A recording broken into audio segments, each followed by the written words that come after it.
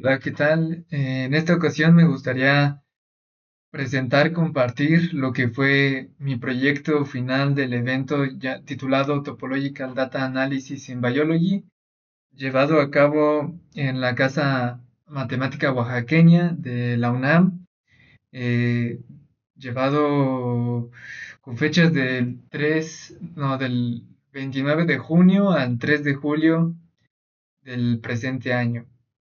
Entonces, el proyecto yo no lo enfoqué en datos biológicos, más bien lo traté en estudiar la topología de los árboles filogenéticos de las lenguas en México.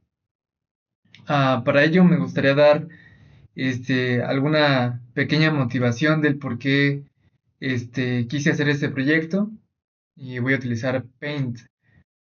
Bueno, la topología, el análisis topológico de datos, lo que pues intenta hacer es que si tienes un montón de puntos como, bueno, aquí no me están saliendo puntos, me están saliendo rayas, pero supongamos que son puntos. Si tienes un montón de puntos, lo que el análisis topológico de datos te intenta caracterizar, pues es este agujero de en medio.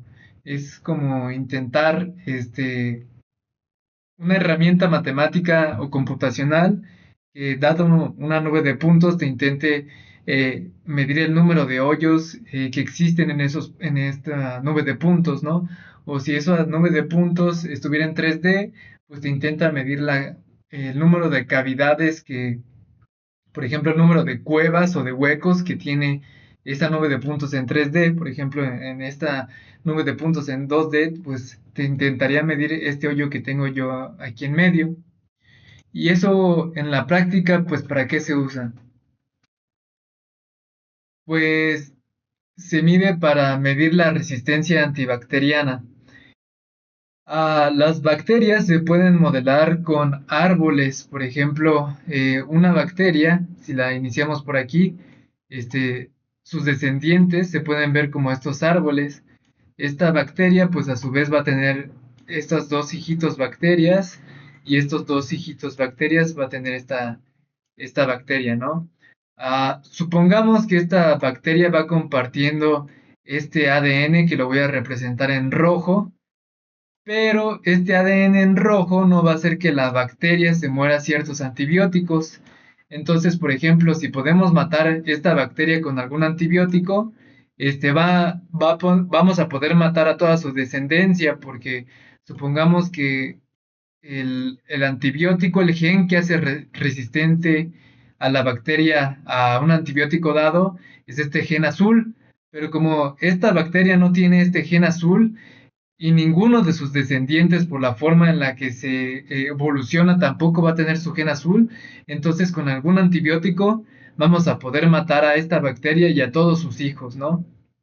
Sin embargo, hay algo que se llama transferencia horizontal de genes, en los que eh, hay algún intercambio de ADN, en los que eh, alguna bacteria en algún paso dado se puede hacer resistente. Entonces ya se empiezan a propagar y ya se empieza a propagar, y ya todos los hijos de esta y además de esta se vuelven resistentes pues a ese antibiótico. Entonces, bueno, ¿esto cómo puede pasar? Pues puede pasar que la bacteria esté así, pues muy campante, y que el ADN azul pues se encuentre en el medio ambiente. Entonces, pues lo puede adquirir si está en el medio ambiente. Otra forma es de que se tiene la bacteria con su pues ADN original, y hay un virus pues en el medio que tiene el ADN resistente al antibiótico. Entonces el virus infecta a la bacteria, y en el proceso de infectarla también la hace resistente. También hay otros procesos en los que tienes dos bacterias eh, con sus diferentes ADNs, y por algún motivo entran en contacto directo y se traspasan ADN. Entonces, esta queda con pues el ADN azul y esta queda con el ADN rojo, ¿no?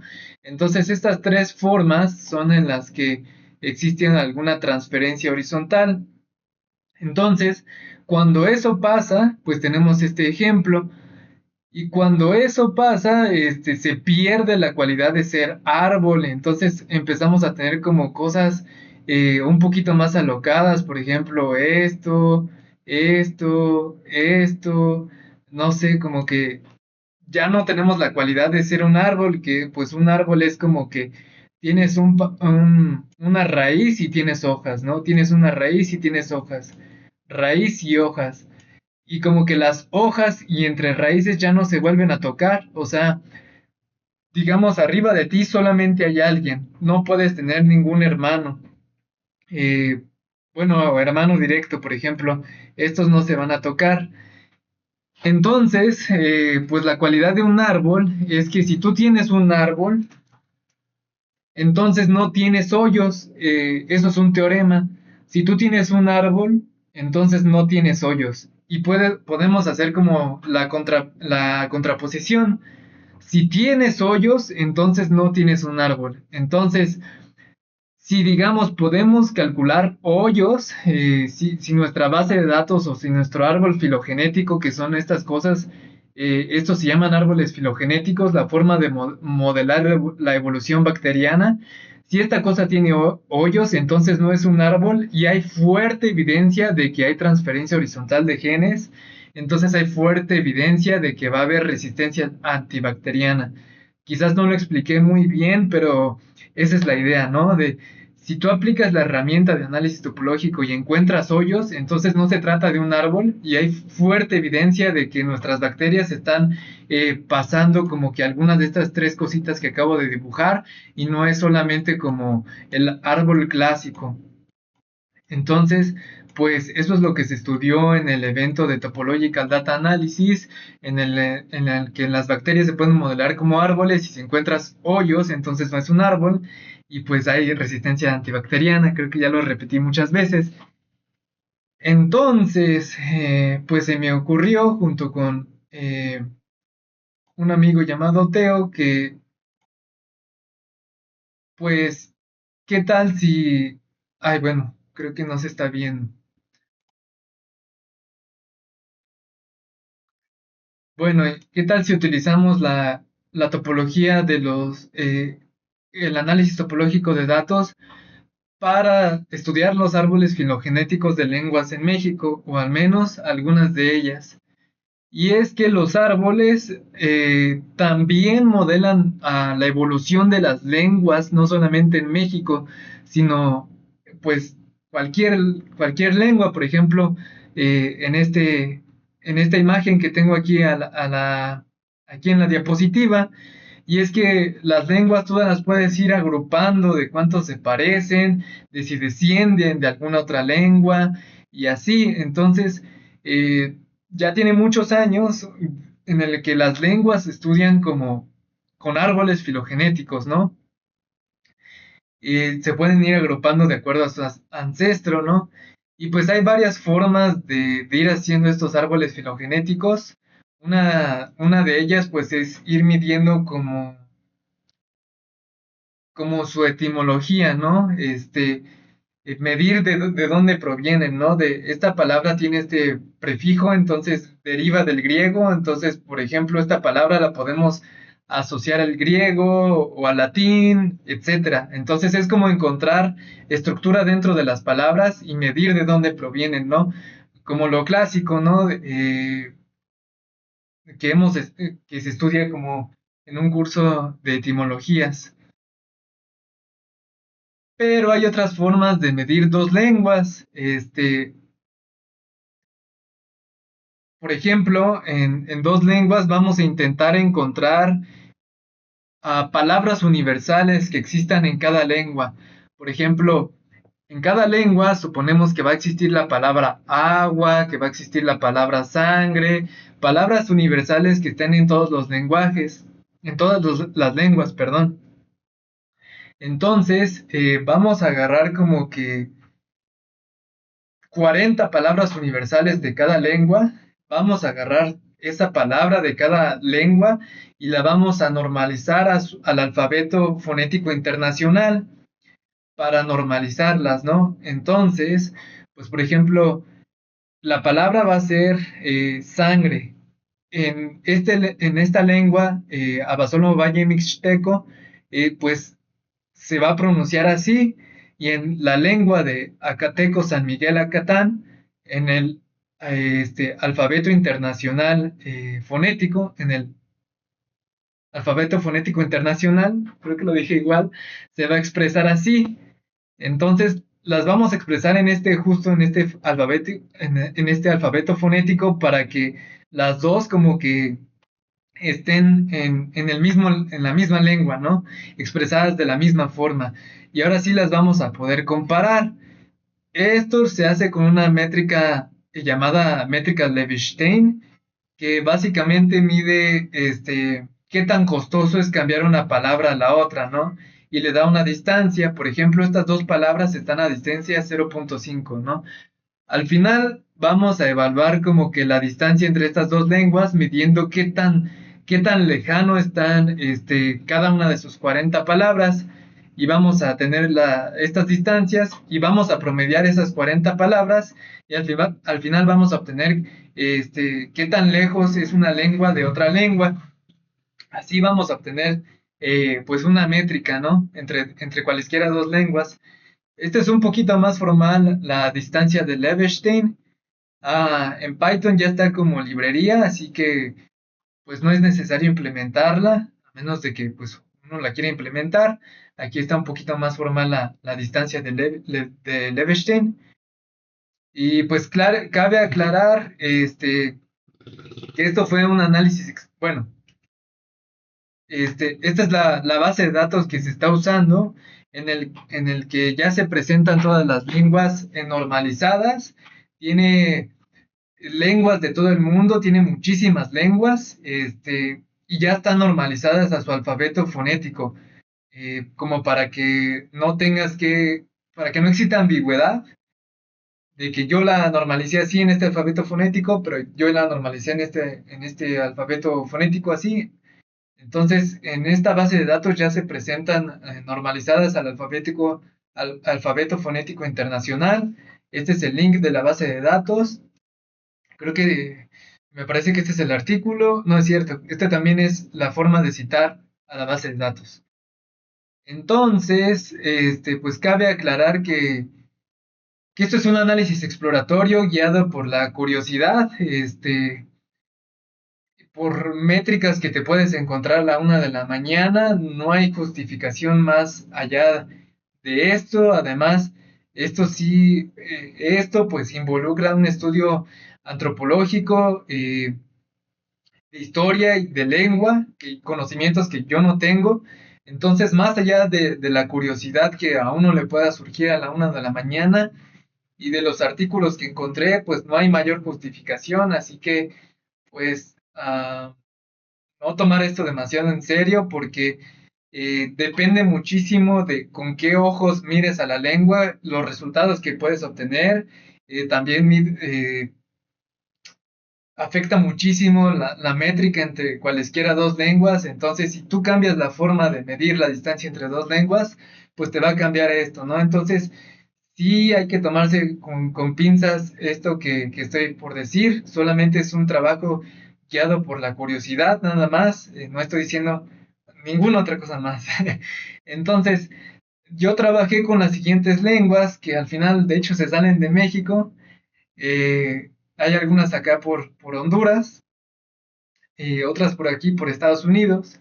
Entonces yo, de la base de datos que está disponible, tomé una lengua de cada familia y voy a trabajar con esas.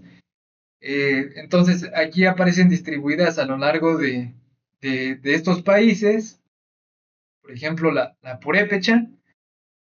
Y pues yo entre cada una de esas lenguas me di su distancia, la distancia de Levestein. Entonces, y solamente por curiosidad, si no las hubiera filtrado, estas son todas las lenguas disponibles en la base de datos que yo sé.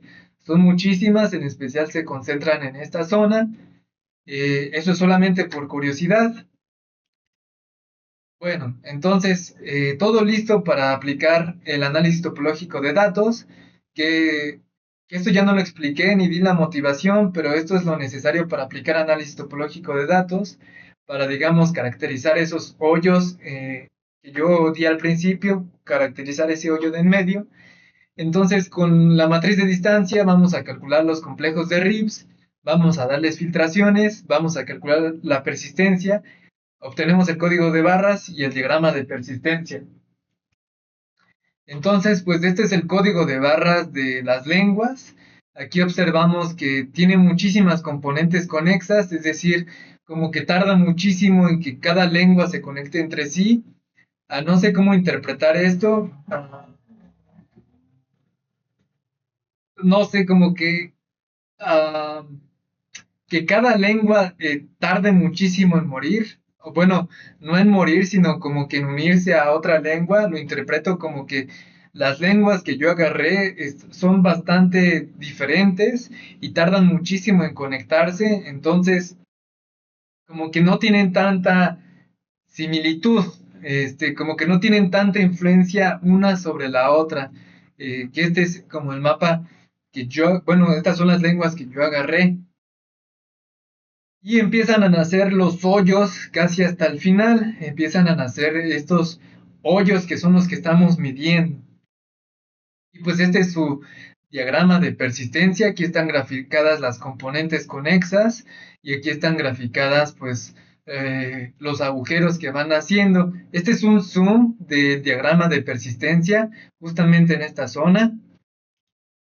Aquí toda esta bolita de puntos son ya esta bolita de puntos más separados. Entonces, pues a ojo de buen cubero se ve que están naciendo hoyos como en el punto 96, algo así, están como naciendo los agujeros en el tiempo. Entonces me agarro a esta filtración de punto 96 y la grafico. Aquí está la filtración. Entonces, pues estos son los agujeros que digamos, si estamos trabajando con bacterias, los estamos intentando como encontrar para evidencia de transferencia horizontal de genes. Claro que aquí no estamos con bacterias, entonces los agujeros se tienen que interpretar de distinta forma. Hay unos artículos que voy a adjuntar en el que los agujeros tienen una interpretación pues como bastante curiosa, o bastante interesante. No soy el primero en intentar analizar lenguas con análisis topológico de datos y pues tampoco soy experto, entonces lo que dicen en los artículos es básicamente es que dos lenguas que forman un agujero, por ejemplo, Biloxi y Tequixtlatec, como que al final, si forman un agujero, quiere decir que como que son lenguas que nunca tuvieron como una interferencia una en la otra, pero al final como que convergen en el tiempo, o sea, como que logran tener una fonética más o menos igual, a pesar de que las dos evolucionaron de forma distinta. Eso es lo que nos está intentando decir como el análisis topológico de datos, y encontrar estos agujeros quiere decir como que dos lenguas que evolucionan de forma distinta al final convergen a algo fonéticamente similar, creo yo. Eh, y de hecho estudian como este análisis topológico de datos de, bueno, ¿qué tal si observamos que en esta lengua tequixtlatec y Biloxi, pues está en medio Papantla Totonac? Entonces, ¿qué tal si esta está sirviendo como de puente entre las dos y de alguna forma las está conectando? O sea, como que es una influencia entre las dos. Entonces, en lo que hacen en los artículos que voy a adjuntar es que quitan esta lengua del medio y vuelven a calcular el número de agujeros en las lenguas. Entonces, si se vuelven a conectar, y ya quitaste Papantla Totonac, quiere decir que Papantla Totonac, pues en sí no las está uniendo, no es como este puente entre lenguas. Sin embargo, si quitas Papantla Totonac y ya nos están uniendo Tequixtlatepec y Biloxi, entonces quiere decir como que esas lenguas sí son como independientes y Papantla Totonac sí es un puente, ¿no? Entonces, si la quitas y se forman dos componentes conexas, entonces quiere decir que la que quitaste sí es como un puente entre las dos lenguas. Si la quitas y se sigue formando el agujero, entonces quiere decir que esa lengua sí es como que como que importante, un puente que influencia una lengua entre la otra. Ah, además, pues se forman aquí algunas componentes conexas, se forman estos triángulos rellenos. Y otra forma en la que se me ocurrió a mí graficar este complejo simplicial es agarrarte esta figurita que yo tengo aquí a mi izquierda y graficarlo geográficamente. Esta gráfica geográfica que tengo a la derecha no quiere decir que, por ejemplo, dos puntos están conectados de acuerdo a su geografía, no, es de acuerdo a la fonética de su lengua. Aquí no importa la geografía.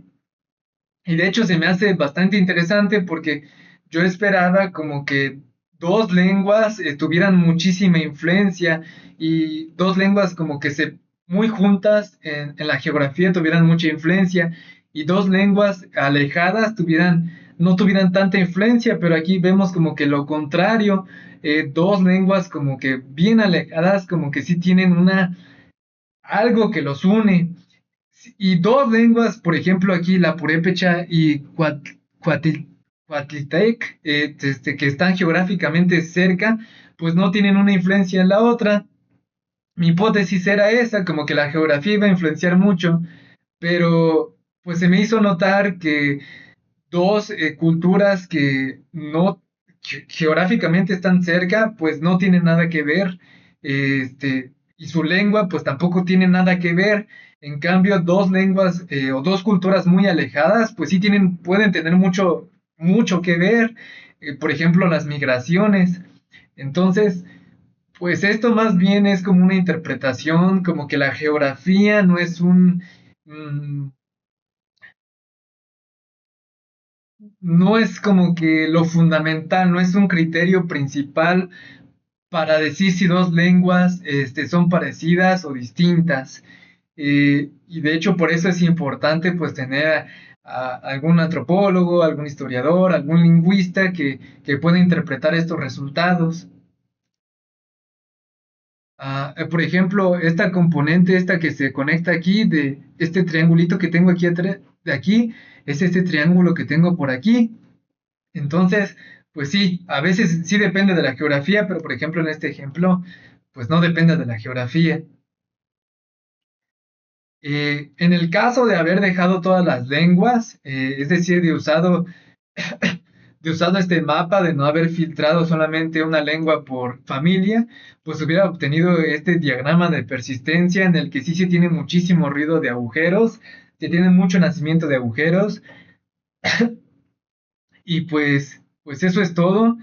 Ah, Lo que seguiría y lo que creo que es más importante, y de hecho es lo que hacen en los artículos, es en vez de agarrarte una sola lengua por familia, es más bien analizar una sola familia. Y de hecho creo que ese es un análisis más rico porque pues sí, claro, o sea, al final pues puede ser que estén convergiendo estas dos cosas porque ya la distancia es muchísima, ¿no? Entonces, a lo mejor sí sería más interesante hacer el análisis topológico de datos y ver qué nos arroja en esta zona en la que se concentran muchas lenguas, o a lo mejor en una sola familia, ¿no?